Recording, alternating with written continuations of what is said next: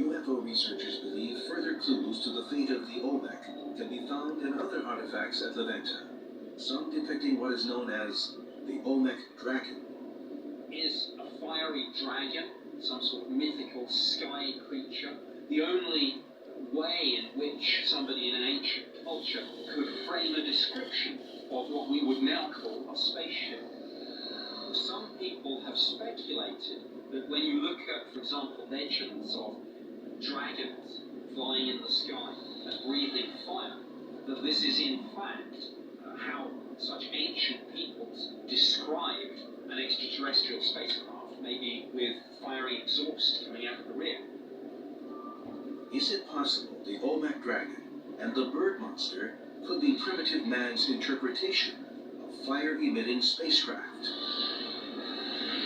Perhaps the most controversial depiction among the Olmec artwork is found on a sculpture known by archaeologists as Monument 19. It is the earliest known representation of the feathered serpent, a godlike figure known to both the Olmec and the Maya. Monument 19 is just a depiction of a warrior wearing a helmet, and he's with the feathered serpent, which is a deity all across Mesoamerica. And the fact that he has that little hint, maybe what that's symbolizing is this person is heading off into the afterlife. For investigators, however, Monument 19 is regarded as evidence suggesting that there really was contact with UFOs in the ancient past. Monument 19 at La Venta shows what many people believe is a representation of a human figure in a spaceship of some sort. Again, there's what seems to be machinery. I mean, it really does look like something that's been constructed. I think that the feathered serpent is an analogy for some sort of flying craft that they saw. But there's actually a man inside of it. He's wearing a helmet, a pressure suit of some kind, and he's also carrying a bag that looks a little bit like a purse, but it also bears a really striking resemblance to an environmental systems pack like the astronauts carried before they would get on the space shuttle or before that they would get on the Apollo mission. It looks like the figure is actually moving levers, has some kind of apparatus on its head, breathing gear. Definitely not something that you would see someone doing 5,000 years ago. Anything that flew to the Olmec would have been feathered, so it would have been some sort of bird. So, again, it appears that they are depicting exactly what they saw, which is a pilot of a feathered serpent, an aircraft, a high-altitude aircraft, spacecraft of some kind, that probably wore one of these pressurized suits with a helmet and an environmental control pack.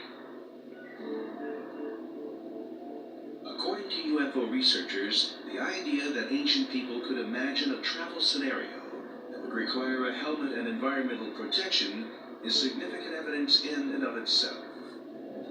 Did the ancients really believe they were going someplace entirely different and hazardous for their health? More to the point, from who or what were ancient civilizations getting the inspiration for such artwork over 3,000 years ago? For UFO experts, the only possible answer lies in ancient contact with extraterrestrial beings in the distant past. This is a natural, logical conclusion based on the visual evidence. I tend to think that things are exactly what they appear to be.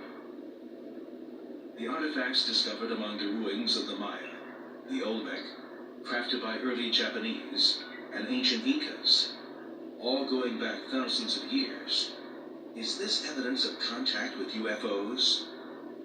What if we look at man's earliest known civilization, the Sumerians? Are there connections to alien life there as well? And what stunning revelations might those connections reveal about the very origins of mankind? After looking back over thousands of years to find evidence of man's interaction with ancient extraterrestrials, UFO researchers are now going all the way back to the world's earliest known civilization, the Sumerians, dating to 1000 CE, located in the southernmost part of Mesopotamia, an area often called the cradle of civilization. Mesopotamia is really the area between the Tigris and Euphrates River valleys. The area stretches from portions of Syria all through Iraq and a little bit into Kuwait. Very rich, fertile area where some of the earliest agriculture in the world came about. The Sumerians really were the first human civilization. This really marked the transition from hunter-gatherer societies to societies with much more sophistication, who wrote down in written language, who constructed cities.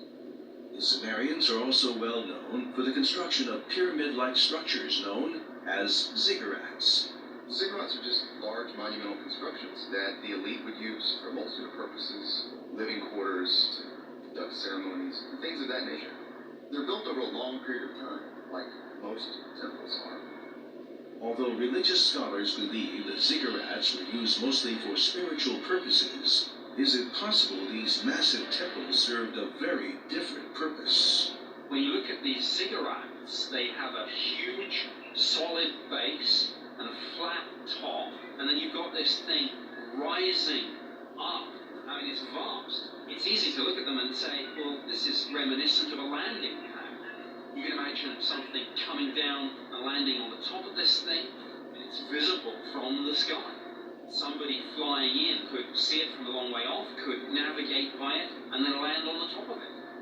If ziggurats were in fact used as navigational sites, or even landing pads, for incoming alien craft, as most UFO researchers believe, is it inconceivable that primitive man would mistake otherworldly beings for star gods? For me, it's hard not to come to the conclusion that there was some technology that was witnessed, maybe even experienced, and I think for early human beings, their technology was magic to us. And this is why these beings were worshipped as gods. If you're an ancient, primitive human culture, and you see these extraterrestrials come in on fiery sleds or fiery shields, rockets, landing near your village, and coming out of their spacecraft, displaying all this incredible technology, there's no way you're going to look at them as anything but gods who can manipulate the physical universe in ways that you hadn't even thought of before that. But what can explain why such similar pyramid structures are found in ancient sites throughout the world? Pyramids in Egypt, pyramids in Mexico, pyramids in Bosnia. There are alleged pyramids in China. We need to look into these more.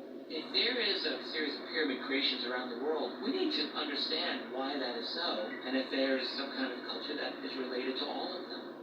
Maybe it's a coincidence, but pyramid structure does seem to be a recurrent one, more than we have realized in ancient human history.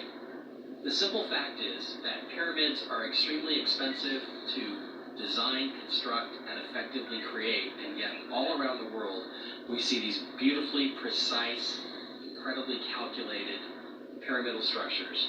And they may not look exactly alike, but they all have the same function. They all have mathematical alignments with the stars, the sun, the moon.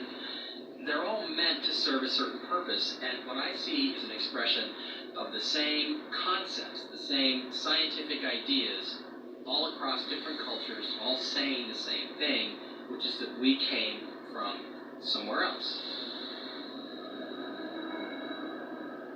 Mainstream scientists offer few clues about how ancient cultures arrived upon the mathematical knowledge and engineering skill necessary to build these precise structures at such an early stage of human evolution.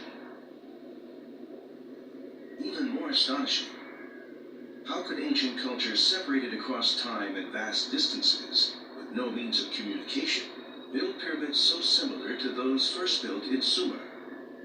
The odds of these separate cultures arriving at the same evolutionary point intellectually are remarkably slim, according to UFO researchers, which leads them to believe that the knowledge was spread by what we call unidentified flying objects.